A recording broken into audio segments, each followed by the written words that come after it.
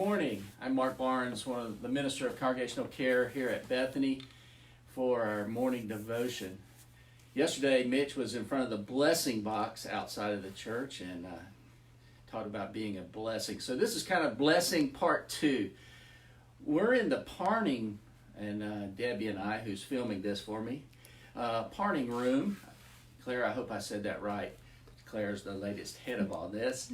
It's where they take plastic bags and they make rugs that people can lay on, homeless people can lay on like this. They make other things in taking these plastic bags and weaving them together. And it's an incredible blessing to so many, and they never find out who they're blessing, which is really an act of real Christianity. This morning, I want to talk about that, how we can be a blessing to others. One of the advice, I guess it would be a little bit of the advice that I've given to my kids, they would say a lot of advice over the years, was to see the opportunities when they come by. And not only to see the opportunities, but to act on those and recognize the opportunities, but act on it. Because opportunities are always coming by in different ways. And I want to read a passage of scripture real quickly.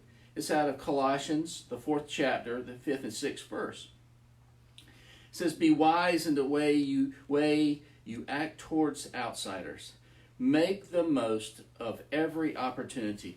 I think this is an incredible opportunity that we have as a church and as Christians today, because the door is open to a lot of people's hearts that probably normally would not be open, and that's to show love, to show grace, to show hope, and to demonstrate that, and sometimes even use words. I saw a great example of this yesterday. I was outside of a place waiting to pick up some food. They were going to bring it out to me. In the car beside me, there was a lady that was waiting for her food as well, and all of a sudden I could see that she was distressed, and then she was crying, and come to find out her car wouldn't start. And some other people came over to help her, and she said, "Can you get some, do you have some jumper cables?" And nobody had some jumper cables, right? We went to find some jumper cables, two other guys, and as we were talking to her, come to find out, she was had come into town to sell some eggs because they lived out in the country, and her husband had lost their job last week, and her child was in the back, and it was a traumatic day for her. But we saw a little group of people right around there that chipped in, stepped in, to show her care and love for somebody they didn't even know. And even somebody went and said, "Hey, do you still have some eggs to buy?" And she said, "Sure, I'll give them to you." So they said, "No." How much were they? And they gave them twice of what she was asking, just to show her that people care during these times. You might think, well, how can I be a blessing? I can't do this neat stuff like Miss Claire does and weaving these plastic bags into bed mats. I may not be able to do things like the frontline people, and God bless those frontline people. And I know some of you out there are those doctors and those nurses and those technicians and those aides and housekeepers, all of you that are in hospitals, God bless you. And those that are in grocery stores stocking shelves, and those are at the checkout counter, the clerks that are taking care of us, the pharmacists and the first responders, and even you if you're staying at home. You can be a blessing to others. You might be thinking, how can I do that? Well, you can pray, and Scripture is always exhorting us and encouraging us to pray without ceasing. Don't think that's too little. You'd be amazed.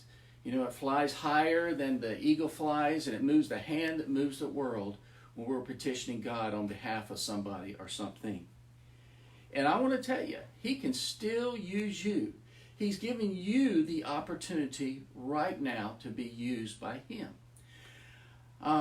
As I've been calling people in usually I'd be visiting, but now I've been calling. I've asked some people, I said, "Would you do me a favor?" And everybody said, "Sure." And I said, "Would you just make a call? Would you call at least 1 or 2 people this week and just tell them you're thinking about them, you want to pray for them, and ask them what they need prayer about?" So I'm asking you and challenging you today with the opportunities that God gives us in people's hearts in these times of this pandemic, that maybe to give somebody a call and say, "What can I do for you? How are you doing?" And if you you can send them an email. That's not as great, as good as giving them a call, but you can write them a letter. It's incredible when somebody gets a letter in this day and age to say, how you doing? I want to pray for you. What can I pray for you about? There's another scripture real quick, and it's out of Galatians, the 6th chapter, verses 9 and 10. And it says, I'm going to paraphrase it. It says, do not become weary in doing good, because these are the opportunities that God gives us. I pray that none of us during this time would become weary in doing good, and maybe bringing a little bit of hope, a little bit of grace, a little bit of love to somebody needs it at this time in their life. God bless you, and thank you, and thank you for being a part of this and tuning in to this devotion each morning here at Bethany United Methodist Church at Summerville, South Carolina.